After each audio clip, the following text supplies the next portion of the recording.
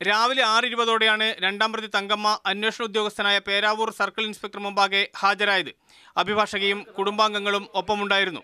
തുടർന്ന് 1.5 മണിക്കൂറോളം പോലീസ് തങ്കമ്മയിൽ നിന്നും മൊഴിയെടുത്തു. കുറ്റകൃത്യം നടത്താനും തെളിവുകൾ നശിപ്പിക്കാനും കേസിലെ 1-ാം പ്രതി ഫാദർ റോബിൻ വടക്കുംചേരിയെ സഹായിച്ചുവെന്നാണ് തങ്കമ്മയ്ക്കെതിരെയുള്ള കുറ്റാരോപണം. പെൺകുട്ടി പ്രസവിച്ച ഫെബ്രുവരി 7 മുതൽ 20 വരെയുള്ള കാലയളവിൽ തങ്കമ്മ വിളിച്ച ഫോൺ കോളുകൾ അടിസ്ഥാനപ്പെടുത്തിയാണ് ഇവരിൽ നിന്നും മൊഴിയെടുത്തത്. Father Robin, father Thomas Therakam തുടങ്ങിയ കേസിലെ മറ്റു പ്രതികളുമായി ഇവർ നിരവധി തവണ ഫോൺ വിളികൾ നടത്തിയിട്ടുണ്ട്. ഇത് തങ്കമ്മ സമ്മതിച്ചിട്ടുണ്ടെന്നാണ് അന്വേഷണ സംഘത്തിൽ നിന്ന് ലഭിക്കുന്ന വിവരം. എന്നാൽ മറ്റു കാര്യങ്ങളെക്കുറിച്ചുള്ള ചോദ്യങ്ങൾക്ക് അവർ വ്യക്തമായ മറുപടി നൽകിയില്ലെന്നും പോലീസ് പറഞ്ഞു. അതുകൊണ്ട് തന്നെ തങ്കമ്മയെ വീണ്ടും ചോദ്യം ചെയ്യേണ്ടി വരുമെന്നും അന്വേഷണ സംഘം സൂചന നൽകുന്നു.